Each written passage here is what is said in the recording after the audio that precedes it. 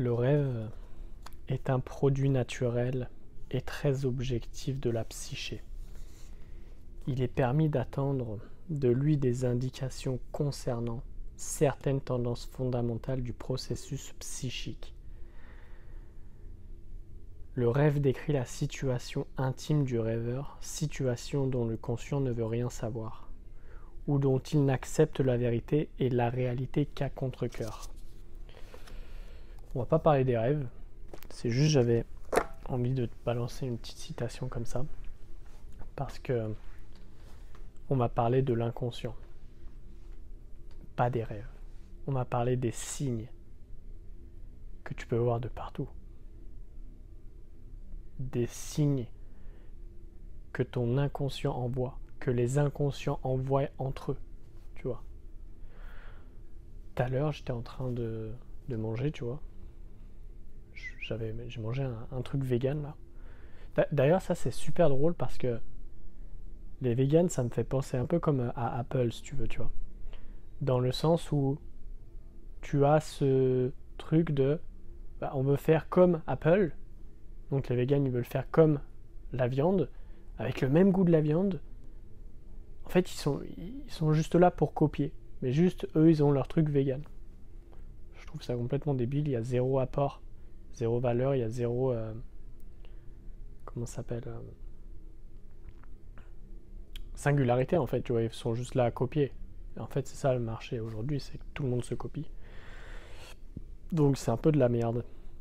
Mais voilà, en gros, j'étais en train de manger ça.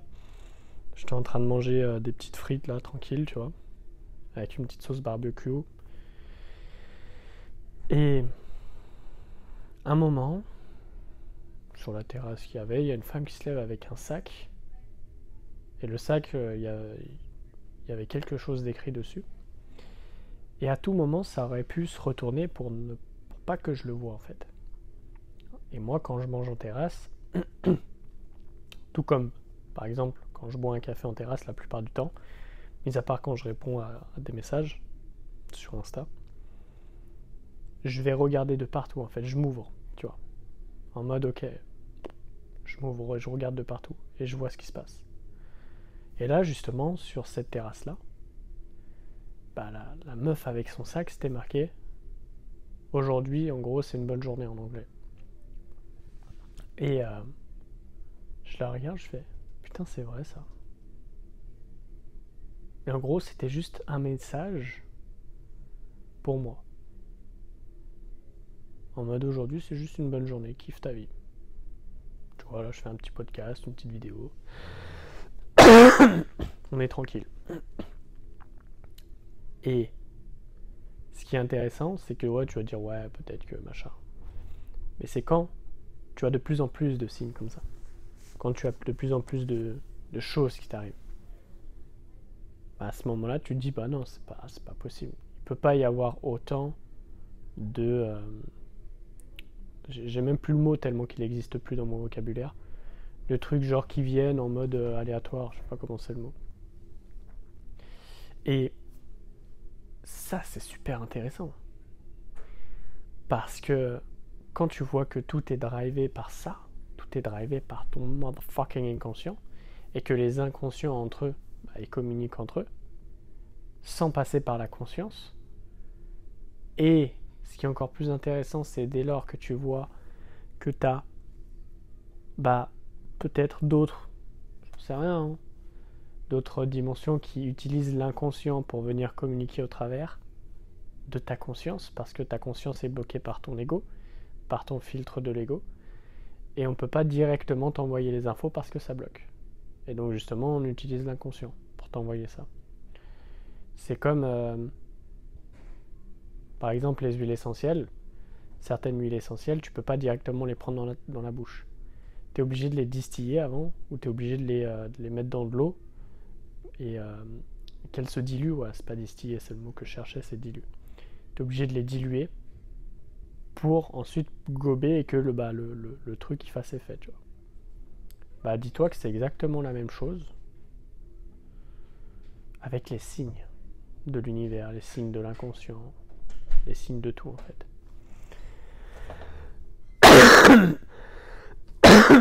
Putain, ce pollen, je te jure, il m'en ouf. Et dès lors que tu comprends ça, tu dis ok, qu'est-ce qui fait qu'aujourd'hui, par exemple, je m'habille en blanc?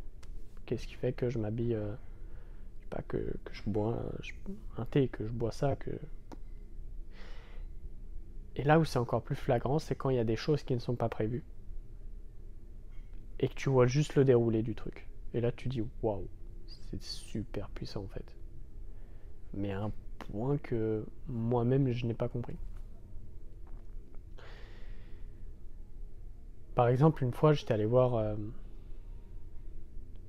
une amie. Et elle avait un pull Guess, tu vois. D'ailleurs, dédicace à toi si t'écoutes ça. Et moi, je vois ça et je me dis, putain. Je dis, t'as un truc à me dire ou à me faire deviner? Elle me dit, bah non, rien. Je dis, ok, bon. La soirée, elle se passe tranquille, tu vois. On mange, machin, on kiffe. On parle, on fait notre vie, en fait, tu vois. Et arrivé à un moment, genre dans la conversation, il y a un truc qui m'a tilté. Je me suis dit, attends, pourquoi elle dit ça? Pourquoi ça a quoi à faire là-dedans, en fait, tu vois? Et à peine je me suis posé la question, j'ai fait comme ça, bizarre. Bah, j'ai directement capté le truc, en fait. Parce que ça va extrêmement vite dans ma tête. J'arrive à faire des liens extrêmement rapides. Et direct, j'ai capté, en fait, le truc guess. C'était pour que je devine, en fait, ce qu'elle avait, parce qu'elle-même ne savait pas ce qu'elle avait. Mais ce qui fait que j'y suis allé à cette soirée, c'était pour que elle devine ce qu'elle avait au travers de ce que moi je vais lui transmettre, au travers de ce que moi je vais pouvoir creuser. Et bah, y avait un autre ami justement à cette soirée, et je lui explique le truc du pull, en mode ouais mais pourquoi t'as mis ce pull là, ce jour là, où on n'était pas censé venir, où on n'était pas censé machin, on n'était pas censé si. Il me dit mais c'est juste le hasard. Je dis mais putain mais sois pas teubé. Je dis le hasard c'est juste un mot pour définir quelque chose que les humains n'arrivent pas à définir. Tout simplement. Mais si tu arrives à définir la chose, ce n'est plus un hasard. Que la Terre tourne autour du Soleil, ce n'est pas un hasard, c'est de la science, c'est de l'astronomie. C'est par rapport à la gravité. Donc ça, ce n'est plus un hasard, on arrive à l'expliquer. Et tout ce qui fait que les choses pensent que c'est un... Ah, le mot que je cherchais tout à l'heure, c'était coïncidence. Il vient de me revenir. Toutes les choses qu'on cherche par hasard, tous les mots qu'on vient... Tous les événements qu'on vient mettre avec le mot hasard, qu'on vient peindre de cette texture, c'est seulement des choses qu'on n'arrive pas à expliquer. Parce que justement, on n'est pas connecté aux inconscients. On n'est pas connecté aux lignes derrière les lignes, en fait. Et je lui dis, mais non, tu vois, j'étais ferme sur mon truc. Je dis, non, c'est pas le hasard, ça n'existe pas chez moi. Chez moi, il n'y a rien qui est propice au hasard. Parce que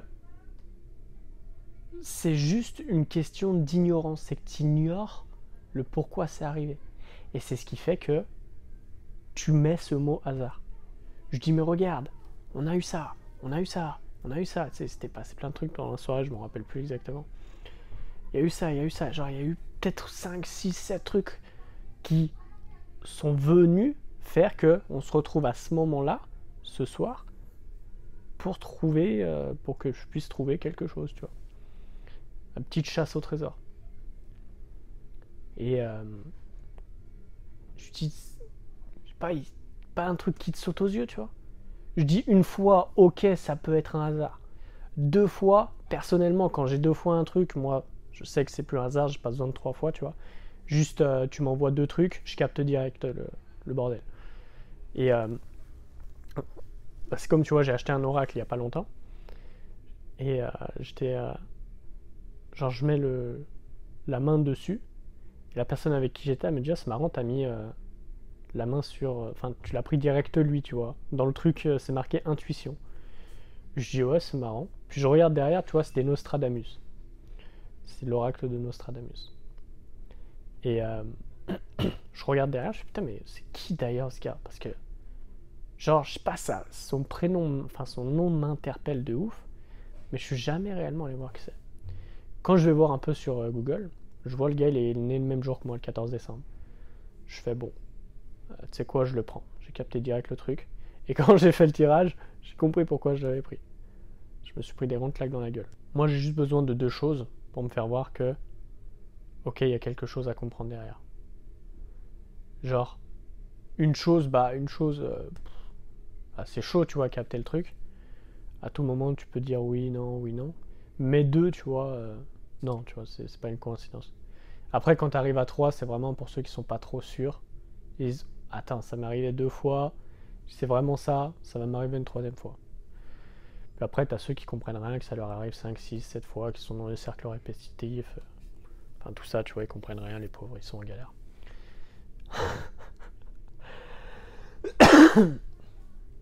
Mais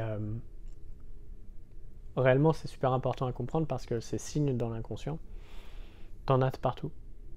Une fois, ça m'était arrivé, j'étais avec une amie, on buvait un coup à Grenoble. Et genre, t'avais des parasols, tu vois, je crois, des parasols ou des trucs comme ça. Pour pas qu'il y ait de la pluie. Et je crois que t'avais pas d'arbre autour. Ou très loin, tu vois. De mémoire. Et t'as une feuille qui vient et qui me tombe dessus, en fait, tu vois. Sauf que le truc, c'est que t'avais un parasol comme ça et un parasol comme ça. Et genre, tu devais avoir un jour réel de comme ça. Genre, la feuille, c'était impossible, elle passe. Bah, elle est passée, elle m'est tombée dessus. Et ça, c'est d'être attentif aux signes. C'est pareil, une fois, je parlais de quelque chose avec un ami. Et je lui parlais de ma propre posture, de mon propre changement, etc. Et de la direction dans laquelle je voulais réellement aller, tu vois. Ça fait un petit moment déjà. Et à un moment, il y a eu du vent, tu vois. À la fin, quand j'ai dit le truc, quand j'ai dit ouais, moi je veux aller là directement, je sens vraiment moi, il y a eu du vent. Et t'as une feuille qui est venue genre réellement se poser sur mon épaule, tu vois. Et puis il me regarde, il rigole. Moi, je vois la feuille, je rigole aussi parce que j'ai capté direct le truc. Et c'est réellement dans ces tout petits détails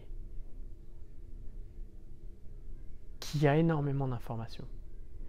Et là où c'est le plus flagrant, là où j'adore surtout m'amuser avec ça, c'est de voir lorsque tu as des personnes, par exemple, qui portent des t-shirts avec des choses écrites dessus. Souvent, ça va réellement être un reflet à eux-mêmes, en fait, tu vois.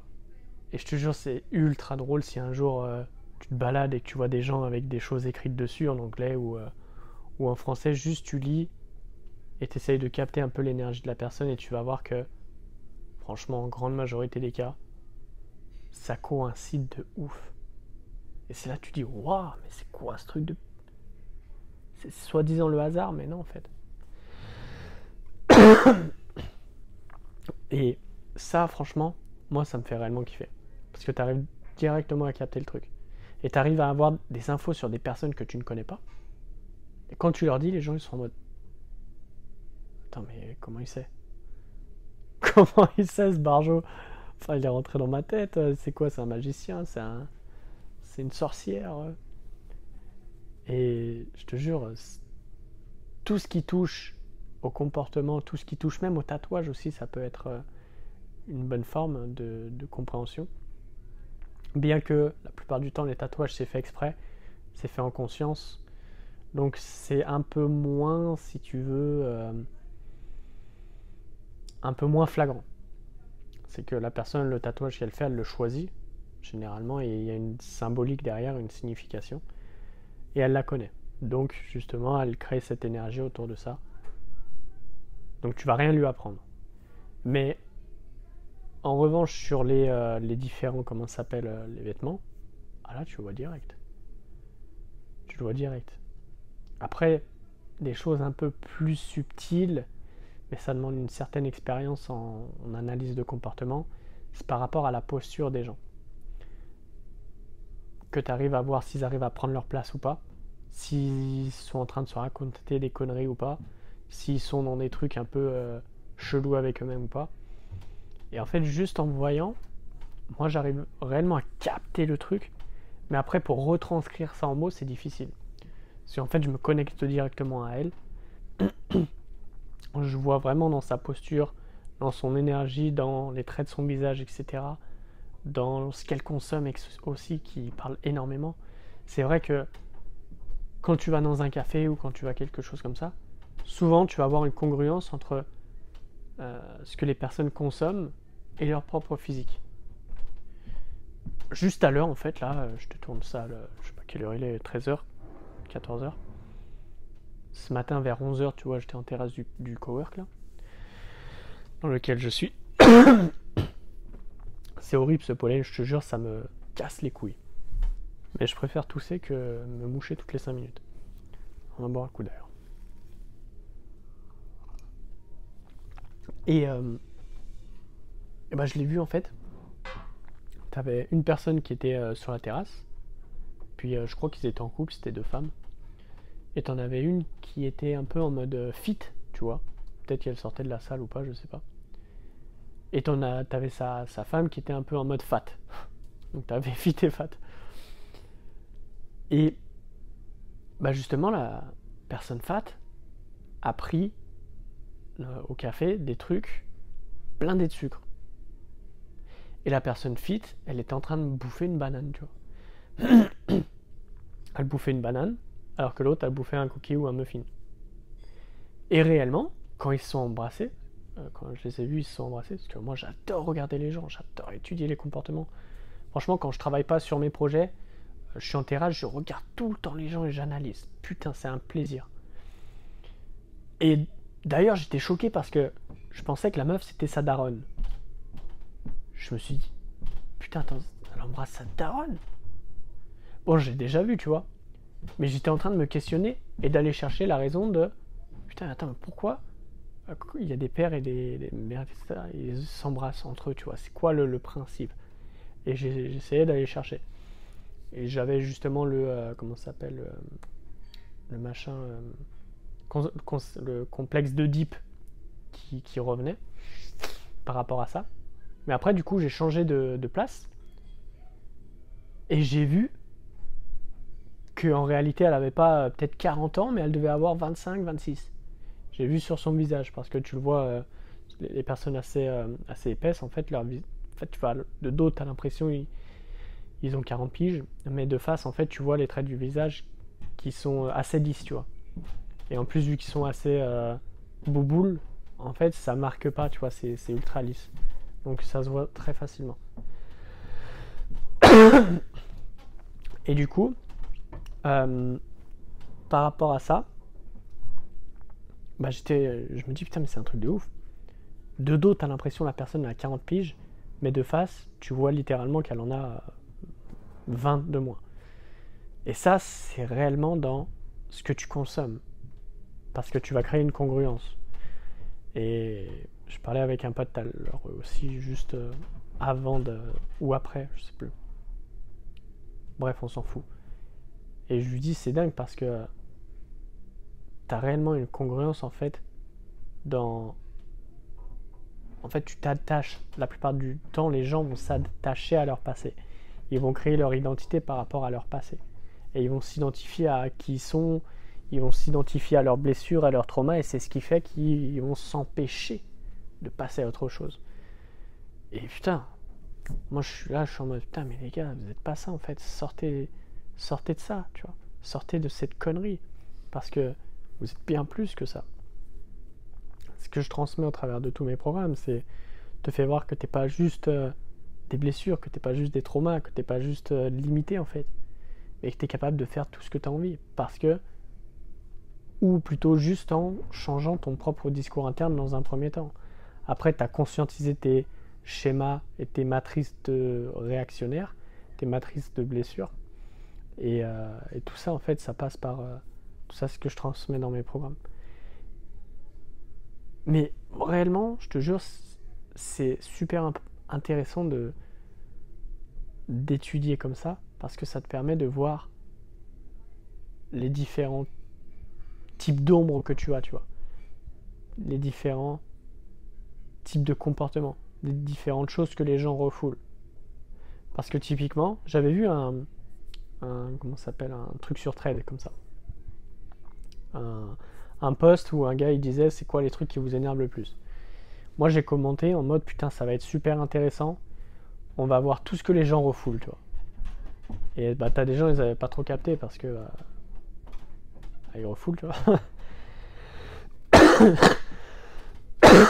Mais t'en as qui parlaient de tout ce qui est l'estime d'eux-mêmes. Il y en a qui disent j'aime pas les personnes narcissiques. Ok, pourquoi t'aimes pas les personnes narcissiques? Ah, mais parce qu'en fait ils sont là à toujours parler d'eux et tout, et c'est chiant en fait. Je dis mais c'est super intéressant ce que tu es en train de dire. Parce que là où toi tu ne veux pas parler de toi, l'autre va prendre sa place et parler de lui. Alors oui, sûr, si un gars il parle tout le temps de lui, ça casse les couilles. S'il ramène tout à lui, le problème n'est pas de prendre sa place, mais le problème est, ok, attends, tu me parles trop de toi, pourquoi tu te mets trop en avant comme ça? C'est quoi que tu caches en fait? Manque de confiance en fait, tu vois. Mais il y a une différence, il y a un équilibre à avoir. Mais généralement, cette personne-là qui n'aimait pas les personnes narcissistes, c'est parce que les personnes narcissistes prennent trop de place, parlent trop d'eux-mêmes et se mettent trop en avant. Alors c'est à un certain degré, mais souvent, c'est parce que ces personnes-là n'ont pas osé se mettre en avant qui fait que elles vont les détester. Après, tu as d'autres points, tu as d'autres choses comme ça qui sont intéressantes dans les comportements. Et je pense que je ferai un épisode où j'irai chercher des trucs sur Thread. Je sais même pas comment on dit, ça me casse les couilles. Et genre je ferai des réactions, je pense que ça pourrait être intéressant. Donc voilà ce que j'ai à te dire. Si tu as des questions ou des sujets par rapport aux signes de l'inconscient, par rapport aux signes de l'univers, moi perso, je préfère utiliser le terme de signe de l'inconscient parce que tous les inconscients communiquent entre eux. Et mais il y en a, ils utilisent ça comme signe de l'univers. Le truc, c'est signe de l'univers, c'est un peu surmarketé en fait, tu vois, et ça m'en rend ouf. J'aime pas les trucs surmarketés. Alors signe de l'inconscient ou l'inconscient qui discute entre eux, tu vois, ça me parle beaucoup plus, c'est plus concret en fait. On est réellement dans le concret, dans le tangible. Enfin, dans le tangible intangible. Mais t'as capté le truc. Donc voilà pour aujourd'hui. Si t'as des questions, n'hésite pas à me faire un retour par message ou peu importe.